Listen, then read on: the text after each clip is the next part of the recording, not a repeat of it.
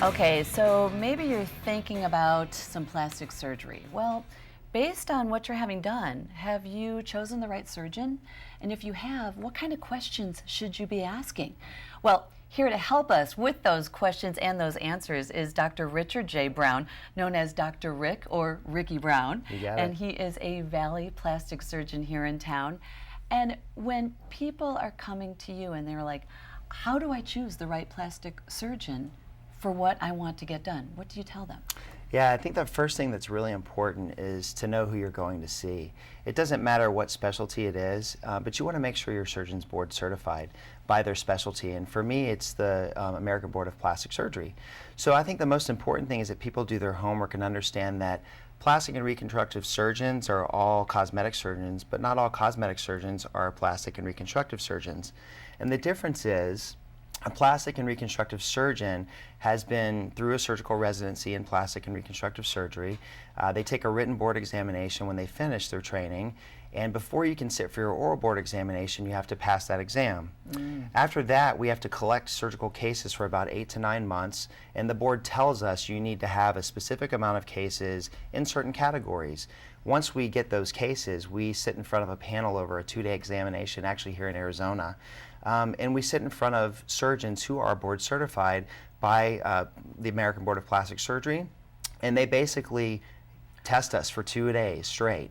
And once you've passed and they've said you've passed, you're considered a board certified plastic and reconstructive surgeon. And I want the viewers to know what an important point this is that you are bringing up, because you know, I was talking to you prior to this, and what is it? Sometimes people are going and they're getting certified just in one weekend and like, oh, now I can do this procedure. It's like, oh no, you Yeah. need to be board certified. There's a huge difference. Yep. in Yeah, that. the difference is some physicians in other specialties may train in liposuction for a weekend course or spend a year And then doing go out cosmetic and surgery. advertise it. Yeah, so, and that's not to say that every board certified plastic surgeon is a great surgeon, but at least those surgeons have been deemed by the board to be competent to complete any type of reconstructive or cosmetic procedure. We trust you. Yeah, so once you've selected a board certified plastic surgeon, then it's up to you, the patient, to do your research and find out, what are the results of this physician? Do his patients like him? Is he a nice or she a nice person? And that really, making a connection with your surgeon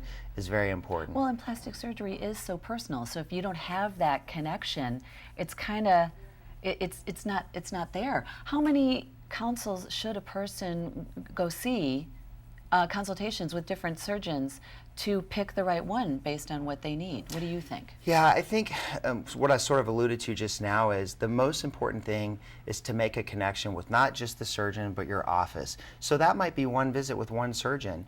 If you feel like you've made that connection and they've given you the information that you need to be comfortable having a procedure performed by them, then you can go with that person. But if you're kind of unsure and you're not really feeling like that was the right connection, interview several doctors, and it's like I said, it's the office too. The staff is there to help take care of you.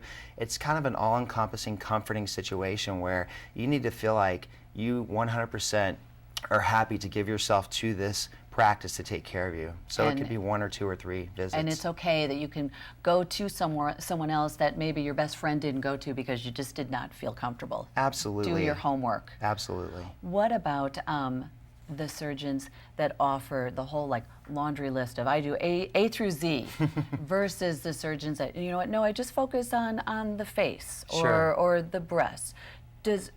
What do you suggest in that area? You know, I don't think that you have to choose someone who's just a nose surgeon or just a facial surgeon or just a breast surgeon. I actually do everything. I do reconstructive procedures for skin cancer and breast cancer, and I also do the full gamut of cosmetic procedures. So to answer that question, we all have what we love. I enjoy breast surgery, I enjoy nose surgery, but we're all board certified and able to perform any of those. So I don't think that you necessarily have to choose someone who's the best in breast or the best in nose. Again, I think it comes back to comfort level, and as a patient, asking for before and afters.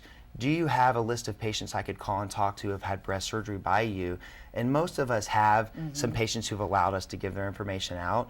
So I don't think you have to choose someone who's the best in something specifically, because there are plenty of people who do a lot of procedures that are still great at those individual procedures. Well, yeah, interesting point there. What about when you are trying to manage expectations when somebody comes in and it's like, well, I want a whole new face. Is that realistic? Yeah, you know, that is a great question. I think managing expectations is one of our jobs.